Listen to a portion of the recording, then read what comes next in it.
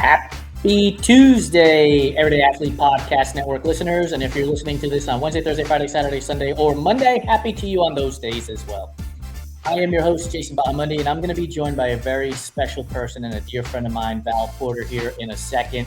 We're going to talk about women runners, women who are mothers who are running, leading strong communities, showing their kids what it means to be a strong athlete and leading by example. Before we get there, I got to do this, folks. Please subscribe, rate, review, and comment, especially if you're on Spotify or YouTube. Because, while it does help us get through the algorithm on those platforms, I want to hear from you. I want to know what you think. I want to know your thoughts on the conversation that we were having. What part touched you the most? What part made you angry? Let us know, because here's the thing. I want a 5-star review from you. And the only way I can do that is to make sure that I'm getting you the show that you want to listen to. So if we've done something to not earn 5 stars, email me, jason@runtrymag.com. Anybody who knows me knows that I am very responsive and will do everything I can to make sure that this show is the one that you put at the top of your list for listening to. So enough rambling from me, because I'm sure you guys don't want to hear me talk. You want me to bring Val on. So let's do that and let's have a great conversation. My friend, how are you? Good. How are you? I am fantastic. I know it's only been a couple of weeks, but it's been way too long since we were in person together. I know. I'm gonna have to figure out a way to come to California. When you're back in California, because you guys are always somewhere fun, but too long. It's too long already. I will say this, I don't know that I had expectations for the community in Pittsburgh that you have created there with all of the amazing people. But I was overwhelmed with the positivity and the love that every one of those people that we met shared with us. Like, seriously, how did you find all these amazing people? Honestly, I don't even know. It's some of them I've found just through being out and running, and you meet someone while you're running and they're like, "Oh my gosh," and you connect. Um, some of them it was through like a coaching program or like a training group. Um, I guess realistically, though, I do know a lot of it was through Instagram. So much of it was through social media. I started posting because I was just sharing my dumb journey as a below mid running mom who was trying to lose weight and trying to figure out balance in my life and trying to come, I had to not come back from the dead, but come back from the dead. My dad died. So I was just trying to find all Yeah. the things to navigate. And I was just started sharing. And somehow that's become this community. I don't know. So I think you just hit the nail on the head, though, right? It's authenticity. When I met you online, here was Val, and here's this persona, and here's who she is. And then I got to meet you in person, and it's the same exact person. It wasn't like somebody different in real life compared to what we saw online. And I think that authenticity is what attracts people to you. And you could blush, you could say no, you could do all the things you want. I'm telling you flat out, that's exactly what it is. Like, you are just authentic. This is who you are. This is what I'm going to do. Feel free to come along. And if you don't want to come along, that's cool too, right? I feel like that's what your mindset is. Yeah. Yeah. I'm here for a long time and a good time. And if you don't Yeah. want to be a part of either, that's okay. Respectfully, you do your thing. But I'm not going if it's not fun. So if you like to have fun, Val is your girl. Trust me when I tell you that. Val is your girl. I mean, we talked about it on Food Fight Friday. She was snorting Fun Dip back in the as a kid. don't act like you've never tried it. There are so many people who I guarantee you have tried it and won't admit it. So I, I don't know if you remember Adam and my reaction when you said that, but it was like utter disbelief. Like, what did she just say? you get what you get with me. I'm sorry. It was great. And then that's exactly right. You get what you get. So let's give the people some background. Like, how did you get into running? How did you find this sport? And what has led you to keep doing it for as long as you've been doing it? I got into running initially. My dad was in the Marines. We lived on Okinawa, Japan, and we had neighbors who this gentleman would get up in the morning and his two daughters, they would go run. And I was like 5, 6 years old, but I was like, I want to go. I want to go. They were friends. They were similar ages. So we started getting up in the morning and we would go run. Uh, and but we were always active. It wasn't just running. I would rollerblade to school. I would ride my bike to school. We lived within walking distance from the beach. So when it was a nice day, we were on the beach and we were swimming till I had an incident, and we will talk about that another day. But like we were always doing something. My dad was a big advocate of that, being outside, being active. So we were always doing that. And as I grew up and we moved to other places, we moved back to the States, and he retired. We came to Pennsylvania. My aunt had horses, and we would ride horses and go-karts and quads. And we were just always doing something. So as I got older, as a lot of us do, not most of us, but a lot of us start to become sedentary. You get an office job, you're sitting at a desk, you're not doing as much. I would try to go to the gym here and there where I could, because I stayed active through high school. I did competitive cheer. I did a lot of things, volleyball, and I was always moving. I was never home, but again, as you transition to an adult, it's not as easy to, you don't get freedom to, oh yeah, I'm going to go play a volleyball game for 3 hours. You have Right. structure in your life. So like I said, I tried to keep up with the gym. And in probably 2011, I think I worked with a gentleman who ran marathons and half marathons, and it had always intrigued me. And I was like, I'm going to run this half marathon. And I was married, I think, or with someone I had been with for a long time at that point. And he was just kind of like, okay, because I had a tendency to have big ideas and big dreams and sometimes not follow through with them. Like I would brainstorm, and I didn't, whether other people would make me question enough about myself that Right. I would doubt these dreams or my ability to do them, or I just was insecure enough to follow through, whatever it was. He was kind of like, my family was kind of like, and finally I was like, I'm doing this. I'm doing this. It actually came up in my Facebook memories the other day that it was my first Pittsburgh half marathon bib. It's Did where you I know what a half marathon was at the time? I mean, I knew it was 13 miles. And my Okay. buddy who ran marathons, I would run with him sometimes at lunch, and I would be dying and he would be fine. Now I know that was obviously not my zone two for 4 miles. But I could run 3 or 4 miles. And I was like, "Ah, if I can run 3 or 4 miles, I can run a half marathon." Sure. Makes total sense. Sure. 2011, I went and I did my first half marathon in Pittsburgh, and I showed up alone. I had no idea what I was doing. I did not know that all athletic shoes are not created equally as running shoes. I did not Hmm. know that all athletic clothes are not created equally as running clothes. I was just clueless. I didn't know you needed to drink while you were running. I didn't know you needed to eat while you were running. I just knew I wanted to prove everyone wrong. And I went by myself and ran. And I felt like shit. And I wanted to die. And some lady, I sat down on a curb around mile 10, and some lady, Okay. older lady, came through and she was like, "Girlfriend, get up. You're coming with me. We're finishing this." And I was like, "I can't. I'm done. I hate this. I don't even have any family and friends here. Nobody loves me." She was like, I'm your auntie now. Yeah. And she's like, "No, all of these people are here cheering for you." I was like, "They're not. They're holding signs for their moms and sisters, and I have nobody." And she kind of made me, during that next 3 miles, open my eyes and realize, yeah, maybe they were there for their people, but they were also there for all of us. They were Yeah. there because they wanted to see us get where we were going. And that just was such a special moment. And I don't remember that woman's name. Would have no clue how to ever find her again in life, but she was where she needed to be when I needed her to be there. So that kind of started a big, it Do was you that was the moment. so do you think 15 years ago, like that was a spark to be who you are today? Because you are that woman who's going to pick up somebody sitting on the side of the road at mile 10 You're not and going to help make me them out. cry. I'm not Yeah, crying. yeah. I just had a meeting yesterday with another organization, and I told them about, my interview style on podcasts, and I said I have two goals. One is to get somebody to say, that is a great question. I've never been asked that before, or get them to be emotional. And sometimes that means crying, and that's okay too, because it means you're giving us who you are, and I think that's important.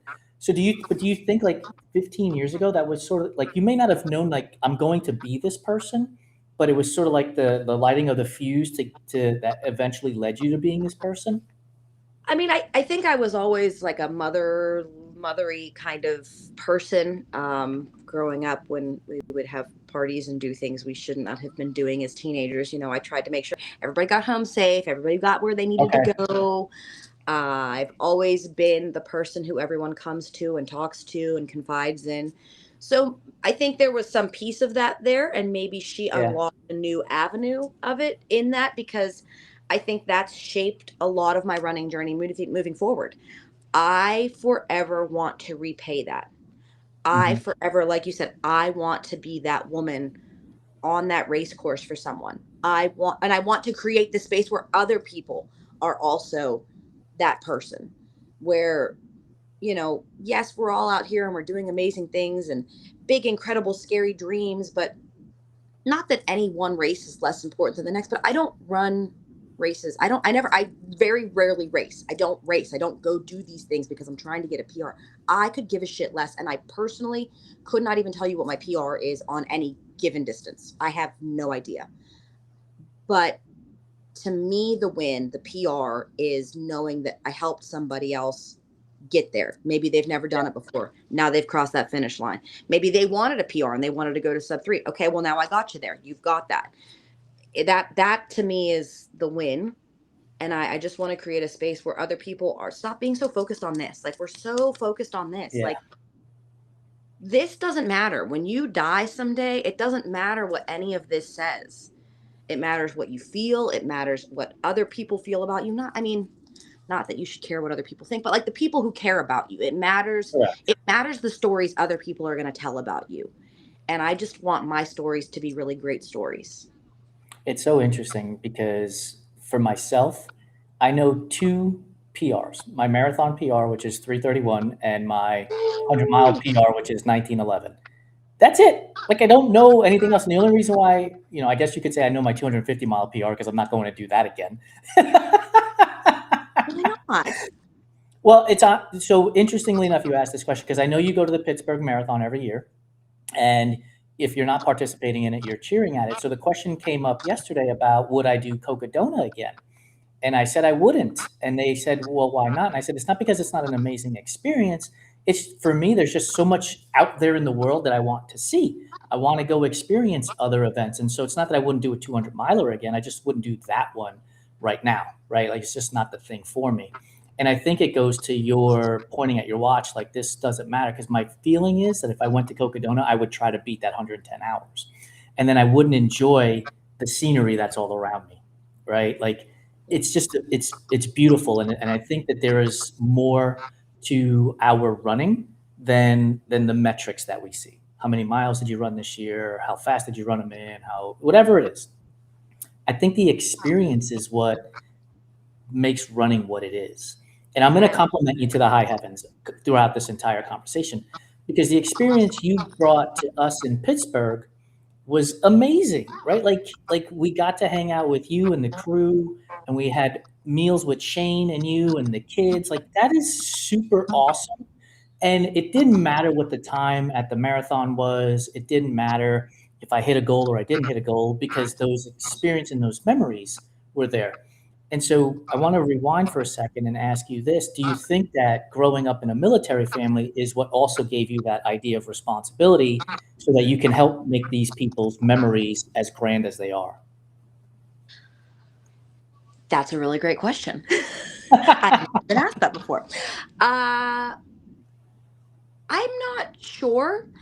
I think growing up in the military, although it gave me a big sense of community, because when you live somewhere like Okinawa and you have no family there, your family is hours and hours and hours of flights away from you. You really you have to build a community for yourself. And even when we lived in North Carolina, same thing. You have to build a community for yourself, and it becomes what you choose for yourself with it. I also think, though, because we moved around a lot through that, I became a bit of, and I've done a lot of therapy for these things, and I'm not perfect, and I probably still need therapy, but I became a yes man, and at times a perfectionist, and really hard on myself in places in life where I felt like I was never enough and I didn't fit in. Yeah. That was Yep. something I struggled with for a really long time, in all aspects. In my previous marriage, in many friendships growing up, I was just never enough. I never measured up. I wasn't the same as everyone else. And you go from living all over the world to this tiny, sleepy town where these kids have grown up together and their parents all grew up together and their grandparents. there was just always, and I won't call it imposter syndrome. It was just simply, I never fit in. And so I think when I started to feel that I fit into this running community, I just, again, I want to make sure that everyone else knows that they fit in too. So I don't know, maybe some piece of that comes from being in a military family, and again, the community sense. I've just maybe always looked in my life for that community in other aspects of life, because I didn't always have family close. I never had family close. I never grew up around aunts or uncles or cousins until my dad retired. And I was, practically a teenager by that point. I didn't have that. So maybe.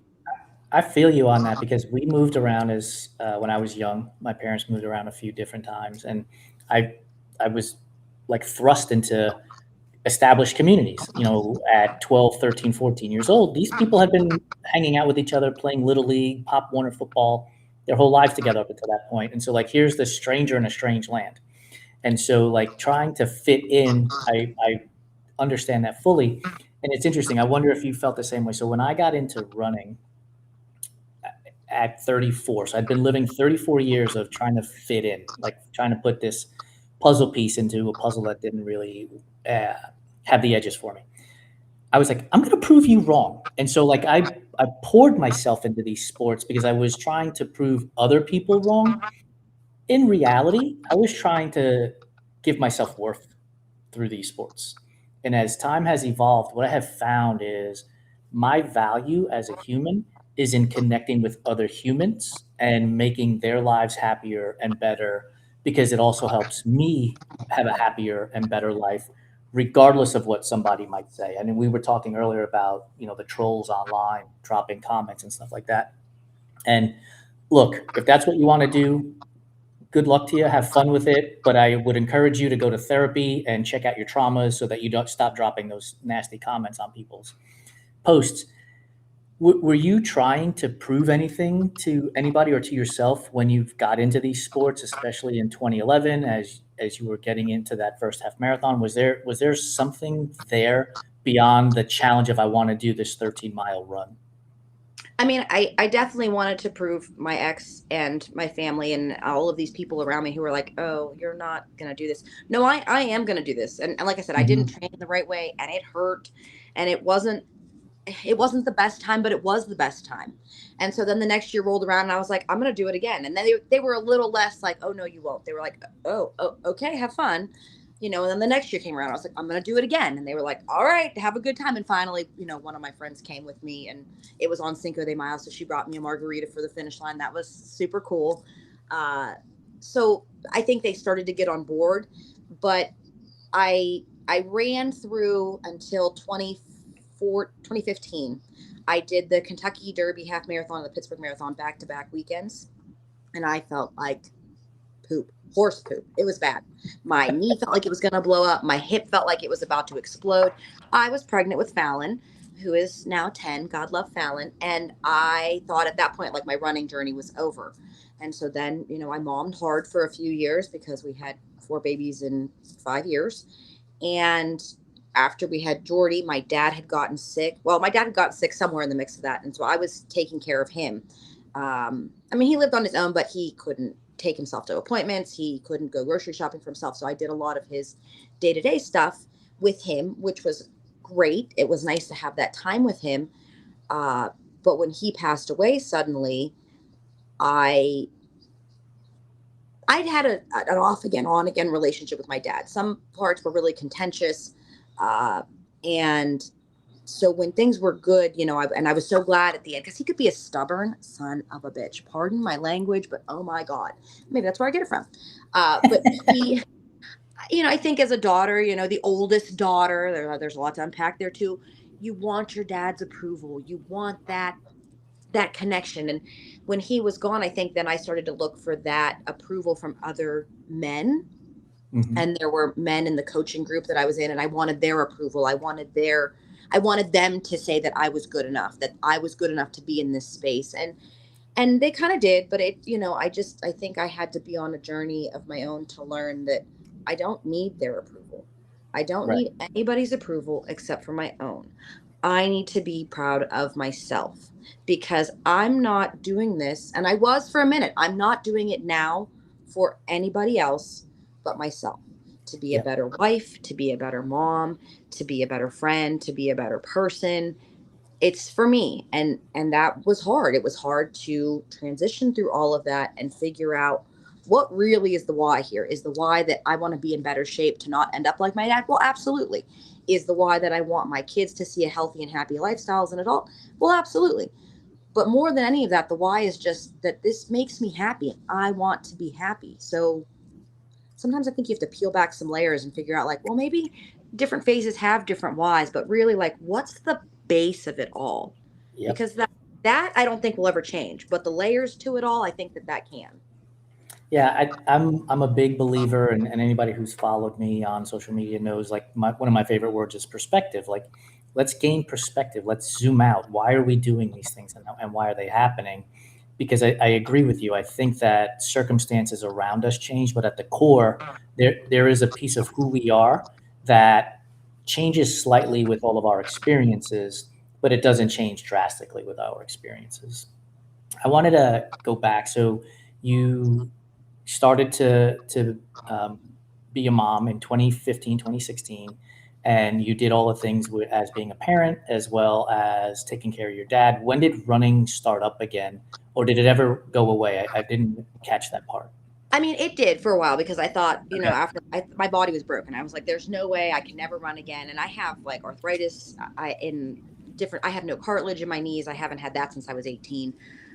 So I knew that my body was always going to be on bought time. And I just thought, okay, well, this is my time. And then after we had Hallie, which she was born in 2019, I was like, all right, I am uncomfortable in my body. I need to get back into the gym. Well, then COVID happened. Right. And we had friends who were in the middle of trying to open a gym. How unfortunate is that? Well, they still kind of moved ahead, but they didn't. And I was able, thankfully, to go to their gym and there was nobody there, and to kind of start working out again and getting my body back into some sense of feeling like me again. And I felt better. I felt great. And then we got pregnant with Jordy, which, we wanted to have another baby. So we were very lucky, very blessed. And we had him. And I'm I didn't become like, I wasn't like this overweight, but I just didn't feel comfortable in my body again. And again, Mhm. 4 babies, 5 years, that takes a toll on you. So I Absolutely. got back into the rhythm of the gym, and I found this body transformation challenge, and I lost 30 pounds in 8 weeks, which I don't recommend. That's not like the best way to do it, but I was doing it with a trainer. Somebody was helping me. They were looking at my nutrition. And that kind of respurred. That was in 2022. 2021, 2022. And that respurred like this. Okay, now this needs to be part of my lifestyle because my dad's family has a lot of history of serious, very serious health issues. And some of those can be mitigated by taking care of your body. So I was like, well, I'm going to run the Pittsburgh Half Marathon. And Shane's like, maybe a little bit too much too fast. Like, you just lost this 30 pounds. And he came along for the journey. He lost 20 pounds during that. So it was really, like a family overhaul. And I was like, no, I'm going to do it. And he was like, okay, I mean, whatever you need. I said, why don't you do it with me? And he was like, well, if I'm not chasing a ball, I'm not running. I'm okay. Listen to me. He is from Pittsburgh, and he is a Pittsburgher through and through. He is a Yunzer. Yes. Use his favorite word. And I said, you get to run past in the half marathon, you get to run past so many things that you see in the city. PNC Park, over all the bridges where you get the beautiful skyline in the background. I said, you can walk the whole thing, Shane. I think you should try it one time. And he said, okay. Well, and that was the end of that because he was obsessed and he's addicted. And now he just loves it, which is great. But yeah, it didn't really come back to me till 2022. So there was a break, but the fitness became more a part of my life. Like I said, my dad passed away at the end of 2021. So 2022, it really hit hard. Like, I've got to start taking care of my body now. I need my husband to take care of his body because his family has a lot of really even worse health issues. And we need to teach these kids what a healthy lifestyle looks like as an adult, period, to grow up with it so that it's part of who you are and you can grow into that and continue that as an adult. So 2015, you go to a race, zero people there, don't know anybody, doing it on your own. Um, Family and friends were like, yeah, whatever, have fun, lady. 2022, Shane says, I support you, do the thing. He actually joins you at the race. When do the other members of the crew, Candace, Michelle, Ashley, Anna, Chris Cedar, like at what point does like Val's aid station start to become a thing? Uh, Probably end 20. So I decided that 2022, no, 2023. Maybe my dad died in 2022. See, I don't remember. My kids have eaten my brains. But I decided I was going to run a full marathon after my dad died. He did die in Okay. 2020. And I decided, he was a Marine. I said, I'm going to run the Marine Corps Marathon. If I'm going to run any marathon, I think it would be really cool, pay homage to him. It was almost 1 year to the day after he passed away. I was like, I'm Oh going to do this. wow. And Shane says, all right, I'm coming with you. And at that point, I had some friends who were runners and, who I'd met through the gym. And I was like, hey guys, I'm going to go to the Marine Corps Marathon. And I think there were So like before you go on, you make this statement. You don't say, "Is anybody here going to do the Marine Corps Marathon? Do we want to do?" You just make the statement, like, "I'm registering for the Marine Corps Marathon. Join me if you want." yeah. Okay, Yeah. cool. And then by the time it was all said and done, I think we had like 10 of us who went down to Marine Corps Marathon that next year. So the network kind of started to build the community at that point at the end of 2022. And I think that was when I needed it the most. Like I said, my dad was gone and I was looking for, well, after a couple months of really struggling, I was just looking for anything. Mhm. And I traveled a lot for races. And without me knowing it, Val's aid station was starting. I had no idea what it was, but it was starting. And it was a joke because he ran like a 8.1, whatever, however many Ks that would be considered. He ran a race and I showed up. It was on his birthday. I brought cupcakes and I brought margaritas and ginger Who's he? ale and candy. And someone jokingly walked up to me. And I was standing like at a corner, a big corner where all the runners passed me multiple times. And they were like, what is this, Val's aid station? And that joke in March of 2023 became, like I said, I didn't know that that was going to be a thing, but I went to Muncie, Indiana, Ironman. I went to Ironman in Maryland. I went to Ironman in Ohio. I went to so many. Chris Cedar, I met him online and he was like, hey, do you want to come crew me at Oil Creek? And so I went to Oil Creek and I would bring all of this carload full of snacks and food and biofreeze, and it became, what started as a joke became this thing.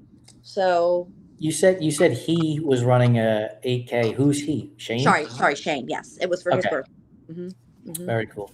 Yeah. So Shane has only himself to blame for the shenanigans that have been taking place since 2023. Yes. And thankfully he supported it because I think that he saw that all of these Yes. things that I was doing, and I know this sounds silly to say, but it's true. They were bringing me back to life. They were Yeah. pouring life back into me when I just was, it was a really tough time. And he allowed me, not allowed me, but he encouraged No, me to yeah.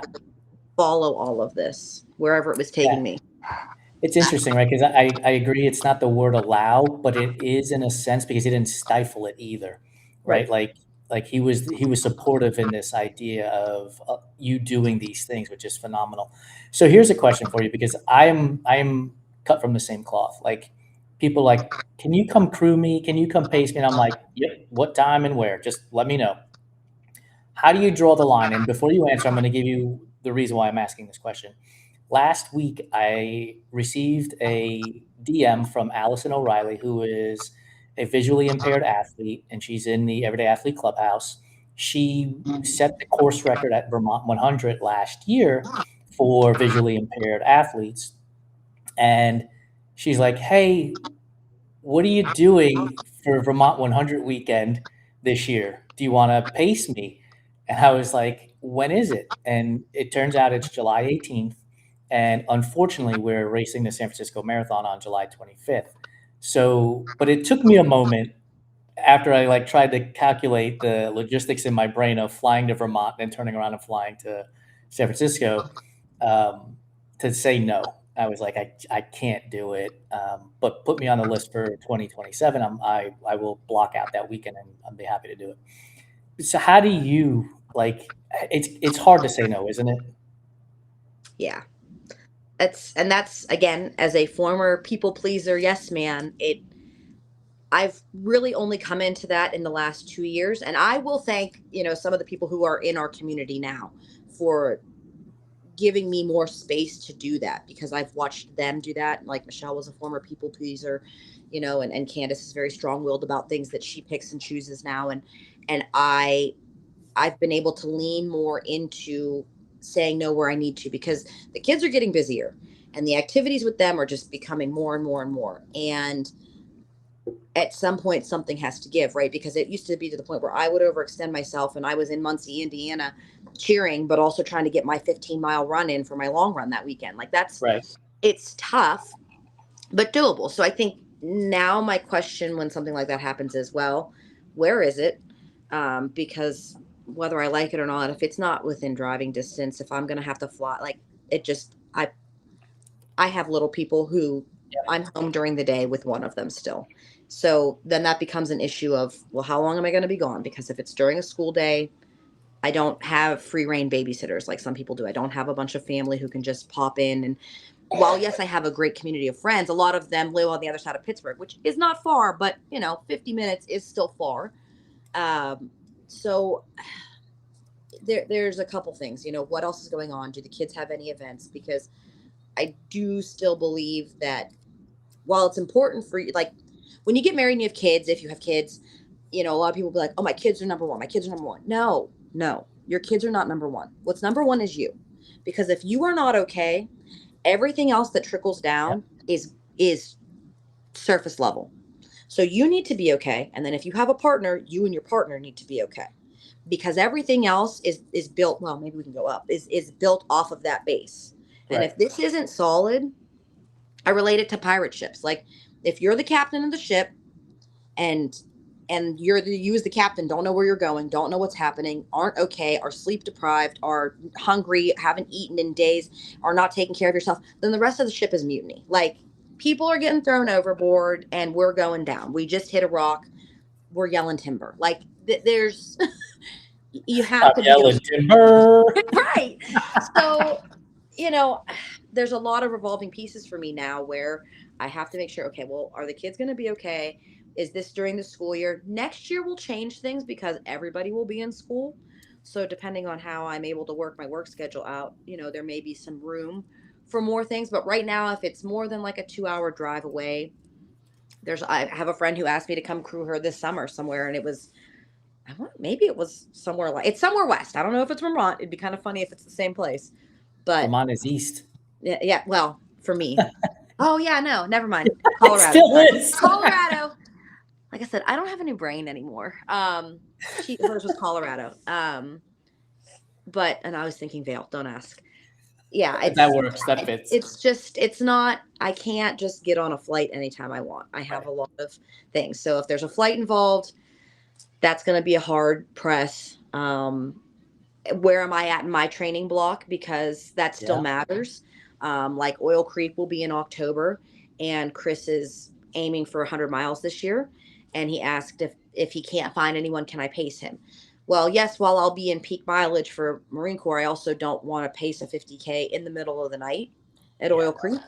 So I said, maybe I'll pace you 25K if we can find someone else to do half a loop. I've found ways to still say yes, but make sure it's within my own box of boundaries. And that's thankfully been working better. I try not to say no because it's not necessarily a no. It's I'd love to, maybe not right now, or I can't make it work like that, but I can make it work like this. My mentor in sales calls, what he taught me was your answer should always be yes, but, right? Like I can do that, but here's how it has to get done kind of thing. And so it helps people to understand that you have boundaries, that there are limits to what you're capable of doing and helping them with. And I just think that makes all the sense in the world so that you're also not losing yourself in that same realm. I have two questions. One is very simple. If you didn't live in Pittsburgh, would you have used a pirate ship analogy? Yes, 100%.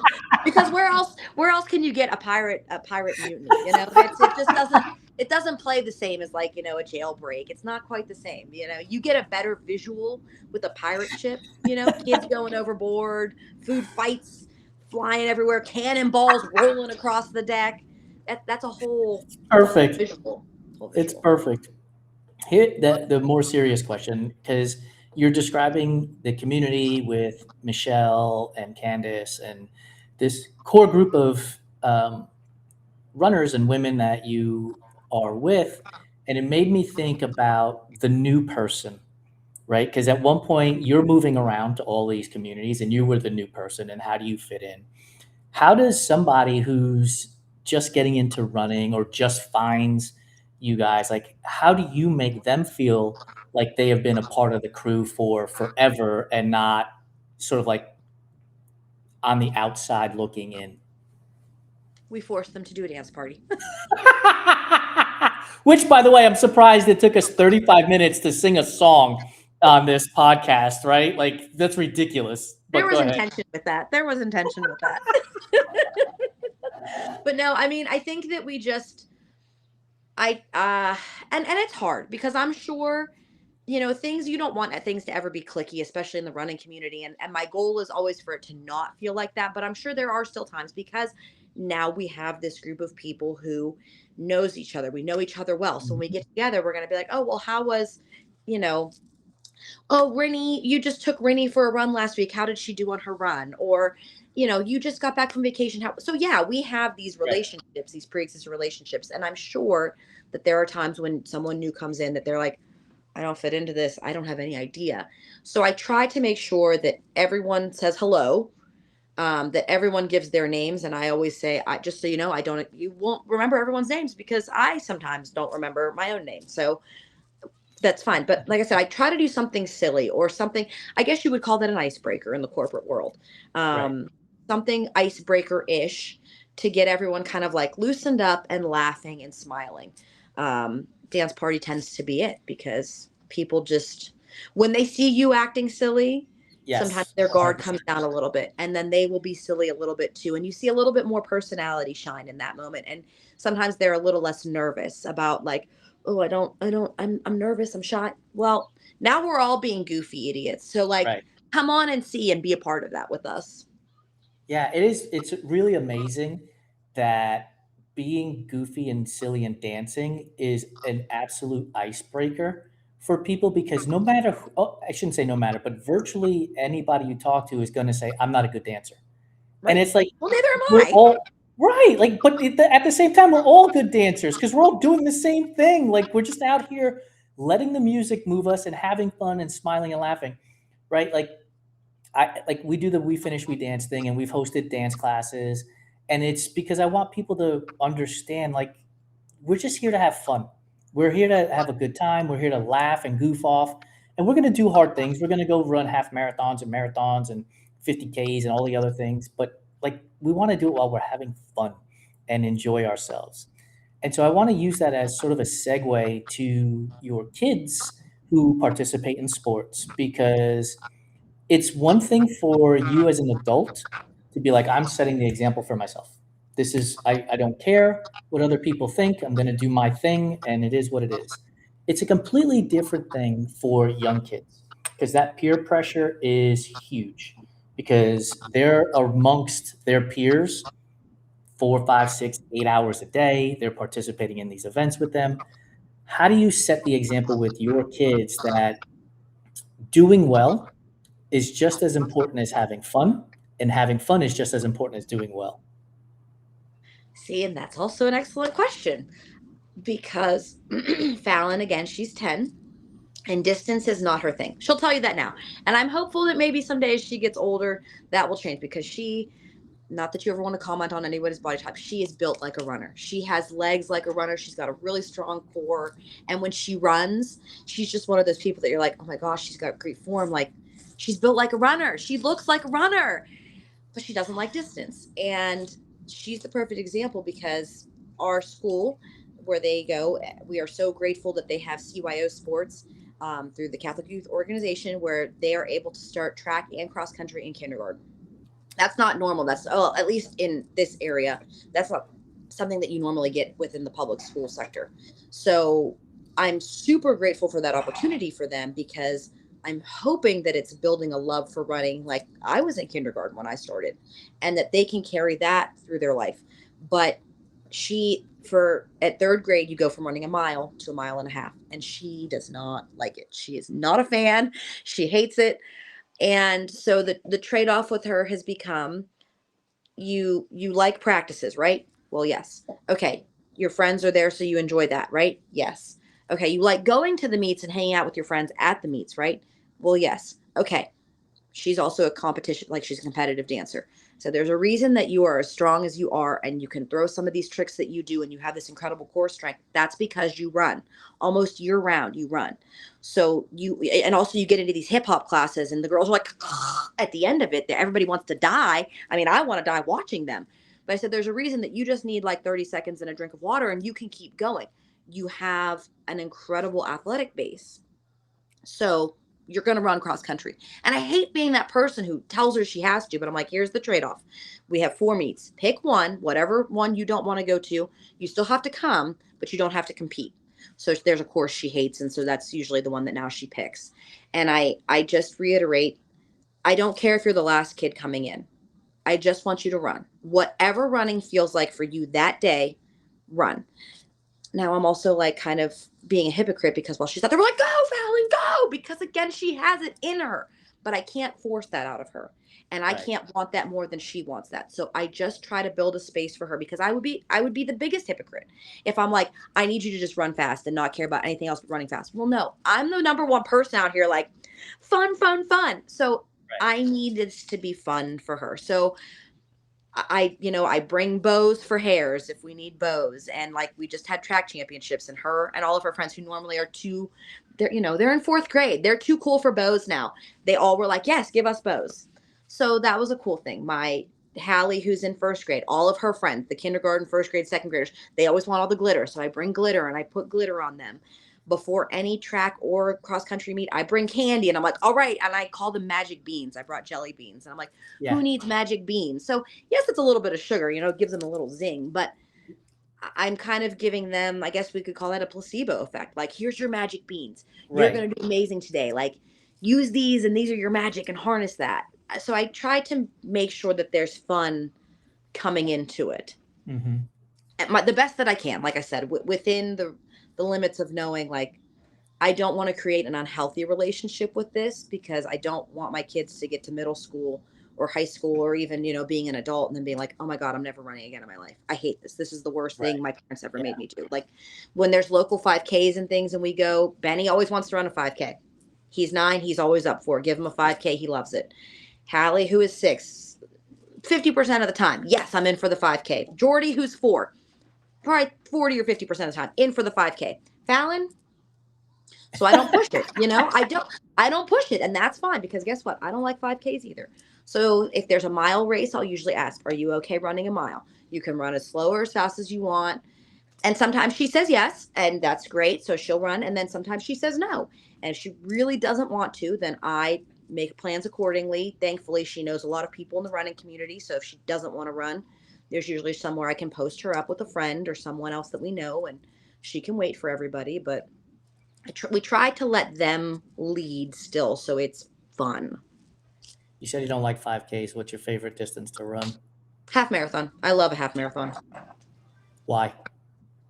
I think it's just, I'm not warmed up until 2 or 3 miles in. So I don't want to run a 5K because I don't go all out for anything. So, but, well, I don't. I don't. That's not true. You go all out for your friends, lady. I don't do it. I will pace them. I do pace them. I do a lot of pacing. So I love that, because that's time that I can spend being encouraging with people during them. But besides that, I would never choose to run a 5K. It's not, I'm warmed up. Now I'm done. No, I just want to keep running. But with a half marathon, I think that there's a solid beginning, the 5K where you're warming up. There's a solid middle where you feel good and you're moving and you're grooving and you're having fun. There's usually a piece of it where you're like, why did I do this? And I like that feeling, because having that feeling somewhere in there reminds me you can do hard things. Yeah. Like, even though you're used to this, even though your body knows it can do it, there's still some piece that's right. I can do this. I can do hard things. Yeah. And then there's the finish. So I just, and there's, for me, the half marathon is just enough time. It's like 3 hours. I know for some people that's a marathon, but it's just enough time to have a good day, have a break from the kids, focus on myself for a little bit, spend some time with friends and appreciate the surroundings. Okay, well, now I'm done. Now I'm ready for some food. We can move on. Yeah, and if it's at the Pittsburgh Festival, you're back out there on the course rooting all the people in who are coming in, in that 4, 5, 6, up to 7 hour range. So, your full day is out there as well. It's not like you're ass down, feet up. You're out there cheering and dancing and passing out oranges and candy along the way too, which Heck yeah. requires energy. I think I got 50,000 steps today at the Pittsburgh Marathon. This is what's wild. I took 52,000 steps to run the marathon that day. And I just happened to know that because I looked the other day at the number of steps I took at the marathon. So you did, by all intents and purposes, run a marathon because you took 50,000 steps, and I took 52,000 to reach the Almost. finish line. And I have a long stride. So for a 5'6" dude, I have a long stride. So how do you, because we talked about your kids and making sure that it's fun for them. Shane is a competitive person, and he's got a big goal of running under 3 hours at the marathon distance. I know that an Ironman is something that he's eyeing for the future. Keeping it fun for the kids is one thing. How do you keep it fun for Shane while he's pushing his limits to the limits that he's pushing them to? Because here's the thing. I've had this conversation with many people. If you're a 4.5 hour marathoner, getting down to 4:20 is not the same as going from 3:03 to 2:58. Like that time difference, because the fitness gains at that level that you're at 2:58 to 3 hours, like the fitness gains are really, really difficult to get to. They're a little bit easier when we're at 4.5 hours to get down to 4:25, let's say. So, like, how do you keep it fun for him so that he can continue to pursue these goals and chase these dreams? I just try to remind him this is not our job. This is not a job. It should not feel like a job. And obviously, because he's trying to push it to another level, there are absolutely days I think where it is more intense and job esque for him because who gets up on a Tuesday morning and runs 10 miles of speed work? That's not normal. And then goes and does another 10 miles of speed work on a Thursday or something. Like the pounding on his body and not just his body, but mentally, Yeah. that's a lot. And that means a lot of mornings with him getting up at 3:30 in the morning when it's still dark and maybe it's raining and he's got to go run because he's got to be out of the house by 6 a.m. to go to work. It's not a normal schedule. He doesn't work from home where he can just go do his runs whenever he wants to. And then he's got an intense job where he's either, he's an electrician. They're in houses with no heating yet in the winter. So if it's -11, he feels every bit of that. If it's 95 degrees and they're doing a new build in that house, it's probably hotter than 95 degrees and he's on his feet, he's crawling through crawl spaces. So what he does is very physically intensive. I try to remind him that all that time during the day still counts for you as time on feet. Maybe not exactly the same, but that still counts as time on feet. At the same time, if you need to miss a workout here or there, there's grace for that, but also with what you're trying to do, there's not. And I hate to be that kind of person because I feel like that's not usually my MO. My MO is if you need to miss something, no fitness is lost in 2 workouts, But again, for him, it's not quite the same because that fitness that you're talking about, that's not the same as me running a 6 to 6.5 hour marathon. It's just not, respectfully. And I know that. So I try to, on the days where he feels broken down or tired, say, okay, well, if you need to sleep in, then you need to sleep in. And you're going to have to go run after work. And then he'll be like, well, no, we've got this going on with the kids. I mean, it doesn't matter. I can get the kids where the kids need to be. We'll figure it out. If somebody has to sit at dance for an extra 20 minutes, when they're not dancing because there's other kids there to hang out, that's fine. If somebody needs to, wait at track when, because sometimes track finishes early. So for some of the kids when they're younger, so you can sit around for 15 extra minutes. There's other kids, you can play with them. They'll be fine. Because guess what? They know that dad is doing what dad needs to do so dad can work towards his goal. Because again, as parents, our goals shouldn't die. And I don't want our kids to think that your goals die when you have children. They don't. If anything, I want them to see that we still have these goals because I want them to feel like they can chase goals in their 30s, in their 40s, in their 50s. Like this doesn't stop. So I use that as a big reminder for him, which really isn't as much fun. But then I try to make sure that like we have things like oranges and Coke. So when he does his run, he usually loops around the house. It's like a 10-mile loop he's built, and he's got orange slices in there, you know. So that's a little like, I know he likes that. And crispy Coke, get some crispy Coke, brings you back to life. He was doing a really, oh God, it was really, really warm. I feel bad. Not before you guys got here. It was really warm one week. And he was out doing his long run in the middle of the day because I had done mine in the morning. And so the kids and I found him. Like I GPS trackered him, and we found him and drove by, and we're handing him I cold love water it. and Coca-Cola out the car window, just, you know, as like a little pick me up. Or if I know he's going to be looping around the house, I'll bring the kids out and we cheer him on, because he got burnt out. He got burnt out by the end of last year, I think it was. Um, and I said, you know, 2 marathons in a year is a lot. 3 marathons in a year is a lot. And again, this needs to be fun. And sometimes you need to take a break for a little bit. And it doesn't, you know, yes, you're going to lose that some level of fitness, but like you were here, you know what it takes to get back to there. Like, have some fun. So he did that this winter, and I'm glad that he listened, That's because he good. doesn't always listen. But I think he learned the hard way. He was fried, and Yeah, he needed a break. So he took one, thankfully. And now he's feeling ready and ready to lock back in. And so again, we'll go outside and we'll cheer for him while he's on his loop, or we will find him and hey, bud. we will find him, and we'll try to do our best to just make sure that he knows that we're always in his corner. We want this just as much for him as I think he wants it. So Yeah, I think it's important because he's also setting an example for the kids, right? Where if he's not having fun with it, they'll see that, and because when you're not having fun with something, you become grumpy, and you have 4 kids that are around you, and they're going to see that. So it's important that he continues to maintain that happiness and that fun with his pursuits for his goals as well. We're bumping up on time here.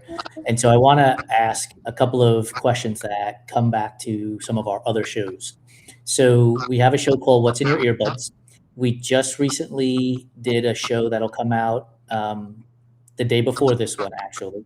And it was songs from our college years. Um, do you have songs from memory that you would have listened to during what might have been your college years that you are like, I still love this song? Yes, this is a great question because that looks like an embarrassed face. Magic Stick by 50 Cent will never get old. It just will never get old. That is a great song forever and ever and ever. Um, It's a I great song. It's right. it's terrible. Like I usually tend to listen to the music and the beat of a song. I don't always pay attention Same. to the lyrics. So I think for all that time, I don't know if I was too drunk or just young and didn't care, but like I listened to the lyrics of that, you know, a year or two ago, and I was like, oh my God, Yeah. really Like inappropriate. I am That's so 52 years good. old. I'm 52 years old, so I was listening to music in the mid 80s and into the early 90s as a young teenager graduating high school and college.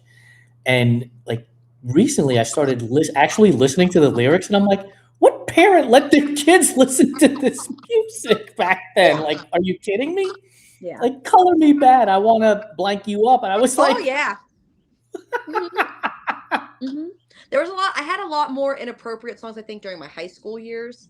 But yeah, that's I know exactly what you mean. But no, that for sure. Magic Stick and then Hips Don't Lie by Shakira. That comes on and I think I'm Shakira. I'm dancing in a club in Colombia and I'm I love it. It's Mhm. fantastic. That's the way it Mhm. should be, though, right? Yeah. Like, we should enjoy ourselves and let people know that you too can enjoy yourself. Like, you can be a goofball along with us. Our other show is Food Fight Friday that you were a guest on. So I won't ask you a question like in that scenario, but you are getting ready for a race. What is the meal you're eating 2 days before or the day before? Like, what is the one meal that you always rely upon? Or food? It doesn't have to be a meal, I guess. Um, oh gosh. I mean, there's so many things because I have to have donuts.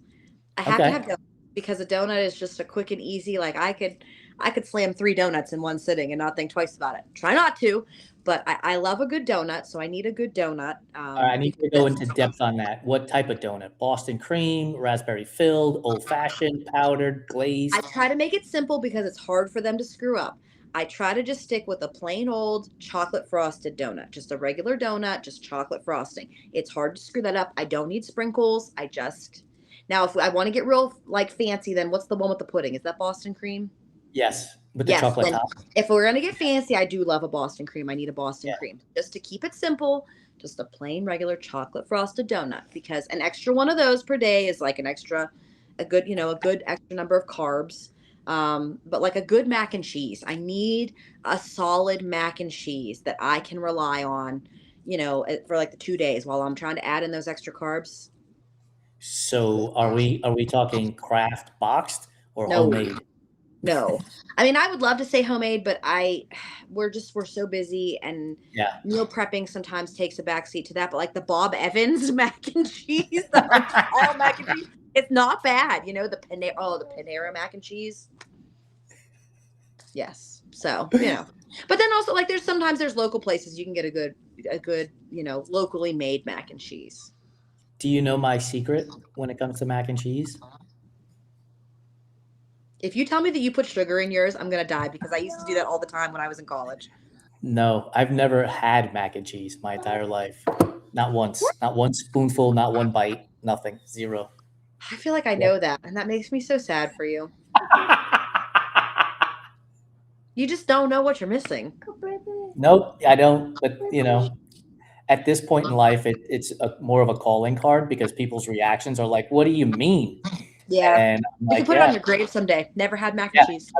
I would love that." Like, of all the things that I will have accomplished by whatever day I die, that would probably be one of the best things. Here lies Jason, always up for a dance party, never ate mac and cheese.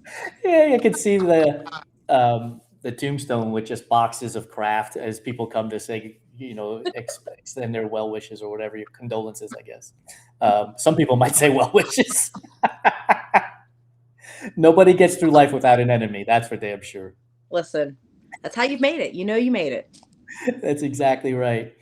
Val, thank you so much for joining me. This has been a blast. I will tell you, like, Jordy, we're not leaving yet, bud. The fact is that I've always counted you as through the little box on Instagram, but that got heightened when we got to hang out with you and Shane and the crew in Pittsburgh.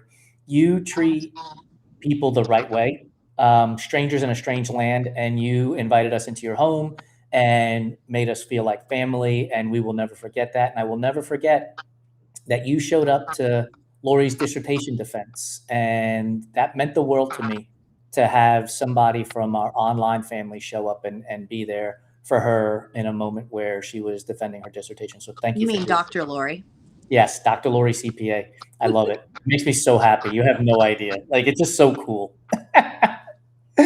But I love thank it. you so much. I really appreciate you, and I appreciate your tiny little family there for welcoming us in and actually breaking bread with us and having some laughs. I thank you so much. We love you guys so much. I'll see you soon. All right. Bye. Bye. All right, folks, you hung around for an hour. Thank you so much for doing so. Drop it in the comments. Answer the questions I asked Val. What song from your would have been college years is still ringing in your ears today? What's the food that you love to eat a day or two before a race? Put them in the comments. Would love to see that grow as we have more and more conversations. Don't forget, come back again 1 week from today when we have our next Fireside Chat. Pardon me, I almost forgot what show I'm on. And we will have guest Vanessa Klein from Beast Coast Pacing joining me and talking about putting on races out there in the Philadelphia area as well as all across the country. Appreciate your time. Thank you so much. Have a great one, everybody. We'll see you next week.